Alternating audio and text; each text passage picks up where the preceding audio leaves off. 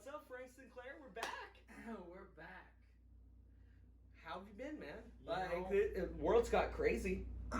Yeah, man, the world was a perfectly normal, rational, sane place all the way up until the coronavirus. It was getting, good, wasn't it? No, I don't think so. I thought it was getting better. Man, I was making so much money. You were? Yeah. You were moneybags, Mr. No. I felt like I was getting to the middle class. Mm. I was making some money. I was making some Yeah. moves. People are willing to, spend a little bit more money. I was getting more Right. shows. Right. And it was going good. I didn't see the, dead end at the end of the tunnel anymore. Right, no, yeah. Yeah, I guess that's true, in a personal way.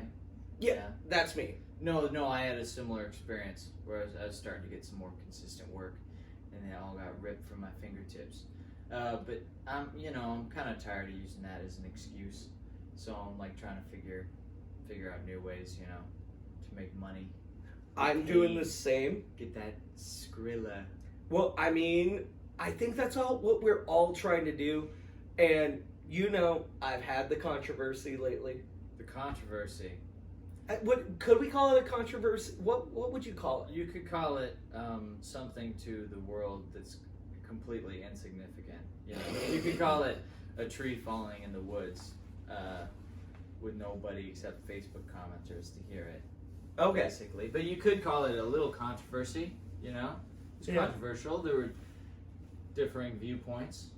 Yeah, I'm trying to make that money right now, man. Yeah, I don't know what else to do. Did you want to actually talk about did you want to explain the controversy or?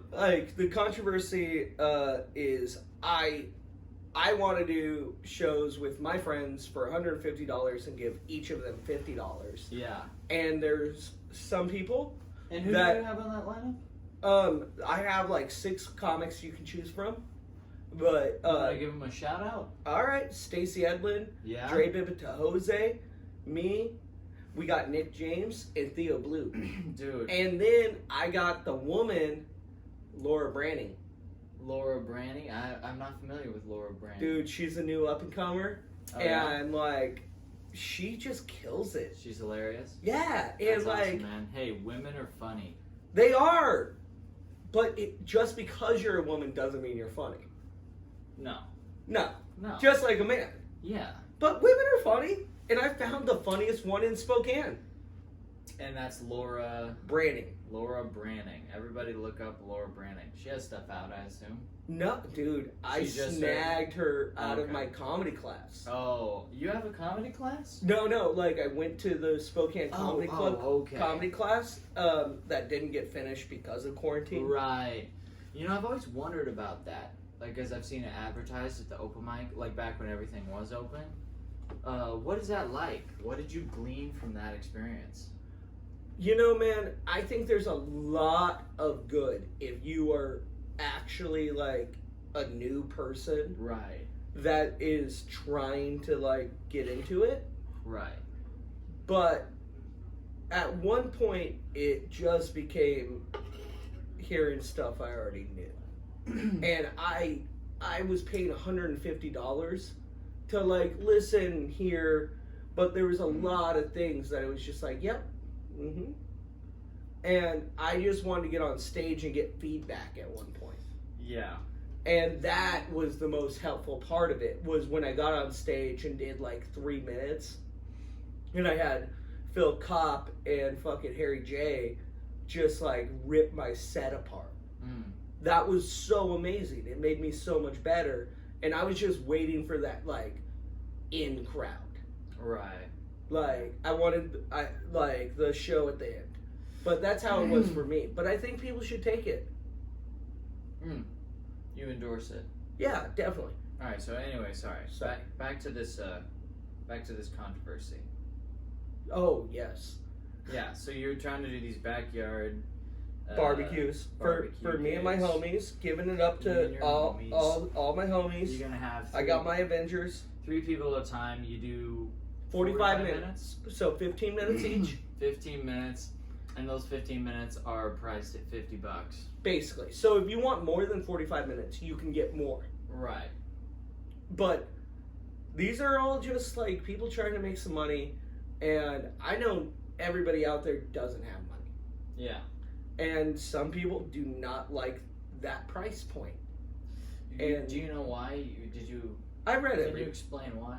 Because a lot of these comics are charged. Yeah, these people are local comics, local comedians. Well, no, some are big comics. Yeah, yeah. Like, and I'm not calling anybody out because it was a great conversation that we had, where I learned a lot. But they feel as if there should be a certain price for your comedy, and it brings it down if you aren't doing that price. Right. So the idea would be somebody hires you for $150 for 45 minutes. Then in the future, they assume that a solid price for 3 comedians for 45 minutes is $150. And people apparently that's significantly below the industry standard. Now I don't know the industry standard because I asked. really not a comedian. Like, I love doing stand up, but since everything's been closed, I haven't really done anything like that. Well, and also, I'm lowering the price because I just want to get out the fuck there. Right. Like, I went and bought a PA for $200. Right. It's like you're trying to make back that return. Like, yeah, dude, 4 shows, I paid for that bitch. Right. So, like, I'm just trying to do me. The weird thing about it, to me, because it actually does make sense to me in terms of a business as a whole, that you're bringing down that price point and then those people can't get paid the amount that they want to, right? Yeah. But, okay, realistically, how small is your operation currently? The smallest? The smallest, right. You're starting. I Barely a business. Right. And so that's the thing.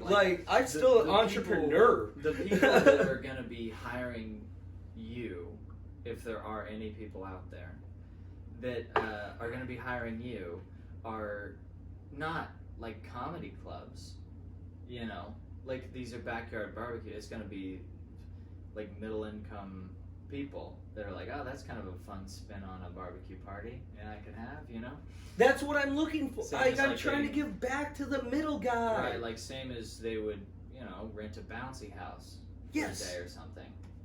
They didn't rent a Ferris wheel. I don't know. It is interesting, the idea that people feel threatened by you because you're not even going to be reaching their clientele, odds are.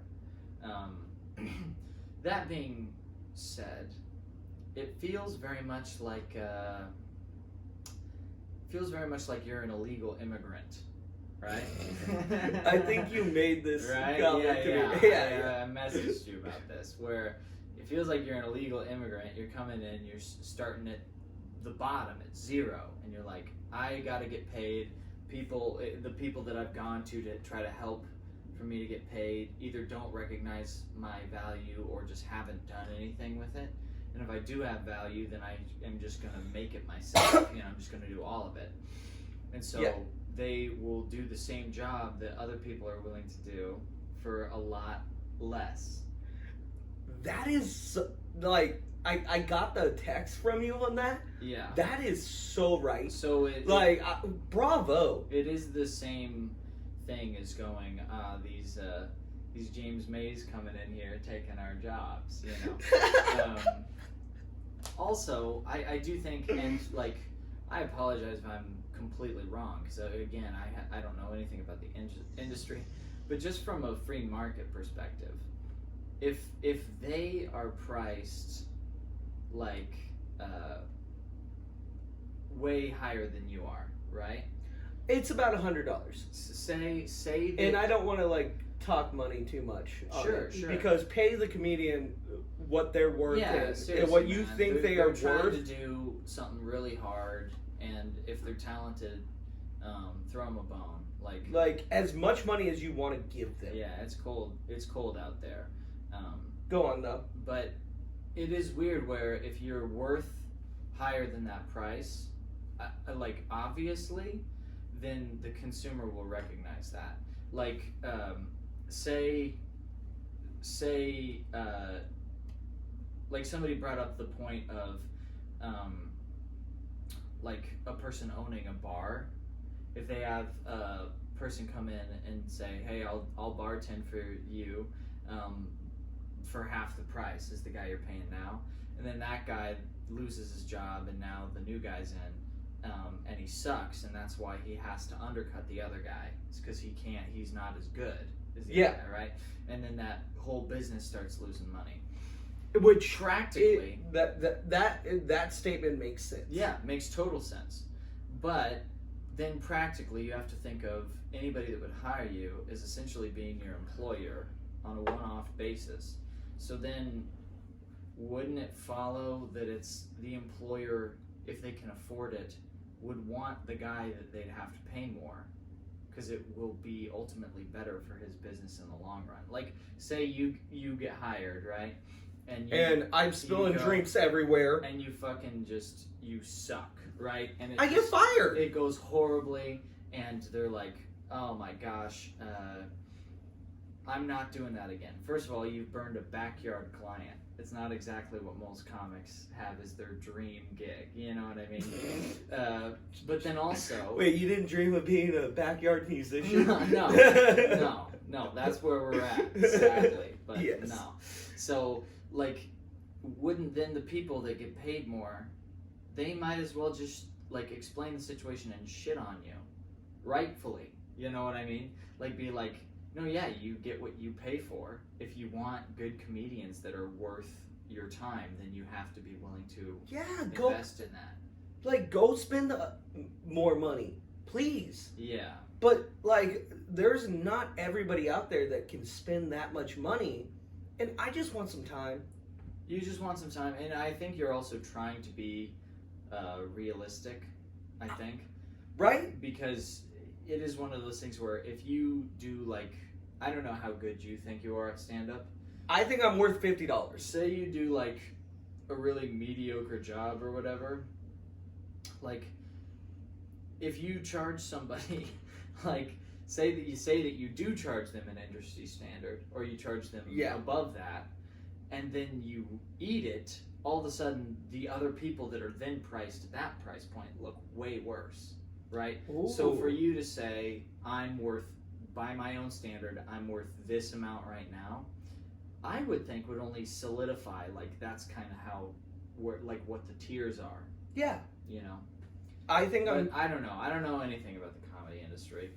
But no, like, that was more economics than comedy. Yeah, well, that's what it is. That was great. You're basically, like, this is what I'm trying to do with music, where I'm basically my own small business, like, as a human being. Yeah. You know, and so, and for a long time I had this weird, like, idea that those things are really, like, separate, or the way you make money is you just kind of do the fun parts, and then people that are established will just magically think that you're amazing, and then they'll hire you and pay you, you know, and like, that's obviously not the case. No, it's not. It's not not at all. And the tricky thing is too, is that there's a lot of these guys out here that that suck, and I'm sure to some people that includes me. But like, I'll raise my hand. Like, there's a lot of people that think I suck. It is really tricky where. If you really are thinking of it as, like, you're selling a product, well, then you have to realize it's not only just a qualitative thing. Whenever you're working in entertainment, there are people out there, musicians and comics that are making a ton of money, like good money. That I go, that guy sucks. Like, I hate his stuff. You know what I mean? Like, it's like if you're trying to sell Snickers to someone allergic to peanuts. There's just some people that just aren't gonna connect with your stuff. Yeah. You know, and so that's where it really starts to kind of get hairy, where it's like, I know that there are these different, like, price points, and you're trying to look at it as a business, but then also you do have to keep in mind that there are, like Lil Uzi Vert is making millions of dollars, man. And I don't know why. The guy sucks. He's bad. He's a bad musician. Well, And he He's writes so about nothing. insignificant to me. I just know his name because it's so weird. Right. Well, and he appeals to your, Red Bull drinking, like ground up Cheetos, sniffing Fortnite players. Oh, is he a Fortnite musician? No, he's not a Fortnite musician. I'm saying I've seen a weird amount of people that like Fortnite also like Uzi Vert. So, yeah, I don't know. It's just tricky, but I think it's a silly thing. Like, if you're really looking at this as a business and you're looking at it as a small business, then just kind of like the reality will out. Like, if you're worth your money, unless something you're just really unlucky, you'll make that amount of money. And if you're not, you won't, unless you're ridiculously lucky, Dude, some people are ridiculously lucky out there. Yeah, and the I don't know, but just the thought that you would like hate on somebody for trying to do it, and I realized I don't think there was a lot of hate. I'll say that. No, it didn't seem hateful. It was. And a lot of those guys talked to me after privately. Right. And we're all on the same page. And I made my adjustment to the poster. Yeah, you were diplomatic, maybe a little sardonic with it, but that's all right. A little, but it is comedy. Yeah, you're trying to take the piss out of it a little bit. They asked me to make sure that you knew it was not the same type of comedy. Your dollar store comedy or whatever. Yeah. Yeah. And you know what? That made a lot of sense to me. And I was willing to do that for my brethren. Sure.